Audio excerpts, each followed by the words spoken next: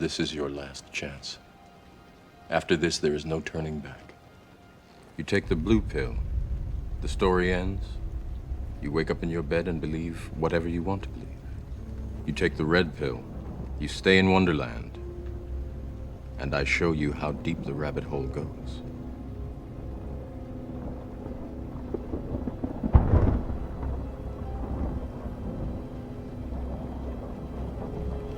Remember, all I'm offering is the truth, nothing more.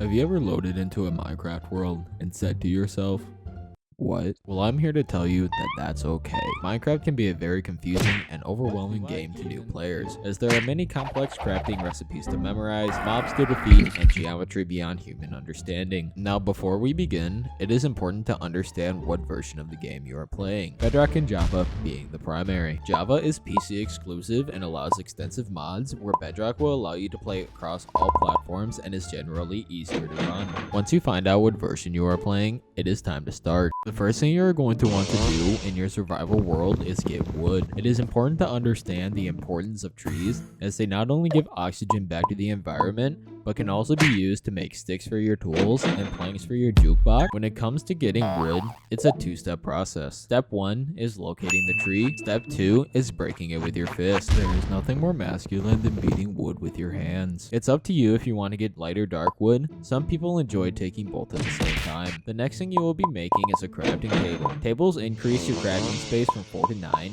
and if that's not enough for you, it also acts as a sturdy tic-tac-toe board. What you are going to be doing now is crafting a wooden pickaxe. If you are confused on how to craft anything in this tutorial, you can use the search bar in the inventory. Once you have your pickaxe, it's time to get stone. On a side note, make sure you aren't leaving your crafting table behind. You wouldn't want to miss the chance to play a hot game of tic-tac-toe. You are now going to want to do what I like to call surface mining. This is where you stay at the surface of the cave, grabbing at least 20 cobblestone and any coal you see without going too deep. This is so you can avoid dangerous demons like zombies, skeletons, and your ex-wife. Go ahead and craft full stone tools and a furnace. Go back to the surface and it's time to get food. When it comes to Minecraft, you generally have two options: eat or die. You're going to be going for cows, chicken, and sheep, as they all drop meat. Another mob to look out for is endermen, as these will drop pearls, which are used to access your girls' DMs. Ender pearls are used later in the game to get into the end. An easy way to kill endermen is to set a too tall ceiling and by going for their kneecaps. Always kill them when you have a chance. Cook as much food as you feel you need, and then it's time to set off in search of a base. Finding the right spot for a house can be a time-consuming process. Between finding an agent, sifting through all the properties, and selling one of your kidneys to afford a down payment, it can be a very stressful time. Once you finally find a place for your house, you are going to be doing something I like to call tax evasion. When you finally find a spot for a base, go ahead and place your furnace and crafting table. I'd recommend making a chest for extra stuff. If you haven't crafted a bed yet, now would be a good time to get a girlfriend. Get cool by killing or shearing sheep and make a bed. Clicking on a bed to sleep will set your spawn point to that location. To make this house, you will need some key components. You will need wood logs, planks, and cobblestone. Choose the size house that you want. You can always look up a build tutorial if wanted. However, for today, we are going to be building it 5x5. Once you build the floor, you are going to want to build the walls 4 high. Now that you've got your hotbox, place your logs around the edge in the frame of the house. Punch out the windows and door and put on whatever kind of roof that you want. The next thing you're going to do is make a farm. You and your hoe are going to be getting busy in the garden. This will be a simple starter farm that is great for getting food passively. It is going to be a 9x9 farm with one water source in the direct center. This will give you 80 blocks to grow crops. You can get seeds by breaking grass with your hands and speed it up by buying a lawnmower from your local hardware store. I'd also recommend putting a fence around it if you want to keep the hobbits out of the garden.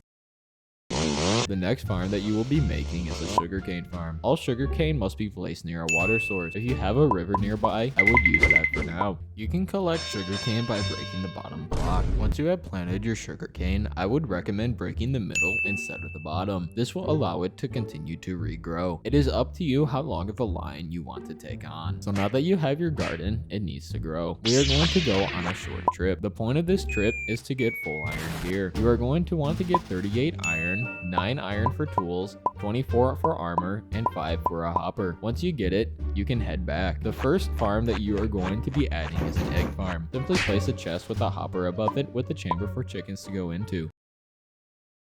You can use seeds to lure chickens. The next farm that you will be making is a cow farm. Dig a 7x7 hole and then line the outside with fences. Place carpet on the top to jump out. I would recommend doing the same thing with sheep as you will need a lot of wool later. You can lure cows and sheep in with wheat. I would then recommend putting a fence around the fences so that you don't wake up with a creeper creeping in your cows. Once all of your starter farms are built, however, it's time to go mining. One of the worst feelings in Minecraft is dying with a full and valuable inventory. Most guys are actually familiar with this feeling, as it's similarly related to the feeling of not getting a text back. Some side effects of dying may include dying. Before you go down, make sure you leave all valuables in your chest and only bring your tools, some wood, some food, and your favorite stuffed animal. For almost all of Minecraft's history, the lowest point you could go was 0. As of now, you just can't seem to go lower. In 1.19, you are now able to freely mine down to y equals -64. The point of this trip is to go deep and get rare resources such as diamonds, redstone, and Obama's last name. When it comes to the best layer to mine on for each resource, coal is 95, copper is 47, iron is 14, lapis is 0, gold is -17, diamond and redstone is -58. The best layer to mine at where all resources intersect is y equals 8. The best layer to mine on for rare resources is y equals -58. The first thing that you will be going for is a diamond pickaxe. The goal of this trip is to get full diamond armor, tools, enchantment table, nether portal, and a chest box. You will need to find 36 diamonds and 18 obsidian total. I would recommend grabbing 5 diamonds for now and going back for more when you have a fortune pickaxe. You can write down the coordinates of any extra diamonds that you find. Other things you will want to pick up are gold, lapis, redstone, and your GPA. Always keep a lookout for spawners in dungeons, specifically skeletons, and mark the coordinates down when you do. It may be useful as an XP or bone farm later. There are 3 main methods when it comes to mining: caving, branch mining, and strip mining. Strip mining is where you take all of your clothes off. You take away all blocks in the area, leaving no rooms for mistakes. Branch mining is where you mine in straight lines, 2 blocks apart, so you can find resources more efficiently. Caving is simply running through caves, hoping for results. With caving though, comes a new risk. Deep dark biomes, more commonly generated underneath of mountains than anywhere else, are home of ancient cities. Ancient cities spawn underneath y equals 0 within the deep dark biome, and for now it is best to completely avoid them. Ancient cities are home of a very strong boss called the Warden. If you must travel through, make sure to crouch. If you wake the Warden, prepare to have your cheeks clap. The Warden will kill a player in full netherite armor in 2 hits. Always remember, the best way to calm the Warden down if he is chasing you is to hand him a nicely rolled joint. Something else to note with the Caves and Cliffs update is that ores below y equals 0 generate less frequently next to air. This is why branch or strip mining may be beneficial if you have a speedy pickaxe. Other methods of finding ores through caving include strategies as aquifer diving. Since aquifers are filled with water, ores generate at the same rate as if they were covered by deep slate. Moss mining is the method of bone mealing moss over deep slate, turning the deep slate into moss, ignoring ores. Once you have filled a decent amount of space, pull your hoe out to break the moss, revealing the ores beneath. Feel free to grab any extra iron and other resources while mining, and head back up once the checklist is complete. Place your items in the furnace and chest respectively, and proceed to harvest and replenish your farms and breed your animals. Now that everything has been taken care of since your return from the mining trip, it is time to build your enchantment table. You will need to choose a spot for it to go. Here in my garage is where I am going to be putting my enchantment table. Now, while I enjoy enchanting things and getting OP armor in Minecraft, do you know what I enjoy more than OP armor? Knowledge. You will need to build 15 bookshelves to unlock a level 30 enchant. You can get leather from killing your cows and paper from harvesting your sugarcane. You can gather and combine these resources to make books, or simply grab some from your local library.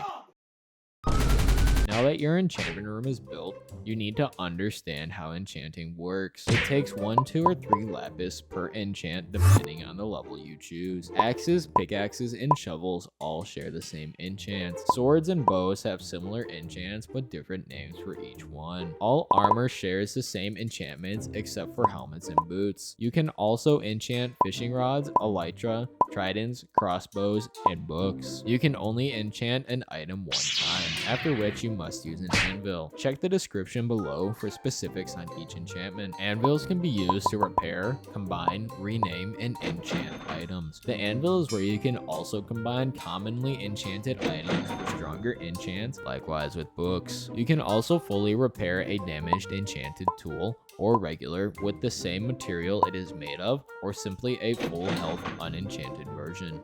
If you are having trouble finding XP for upgrades, do not worry. In the beginning of the next episode, we will be going into how to get XP quickly, as well as how to find netherite. For today, however, you have successfully set up your survival world. Make sure to subscribe and hit the bell button to be notified when the next part of this series is released. As always, I have been Grim, and I will see you in the next one.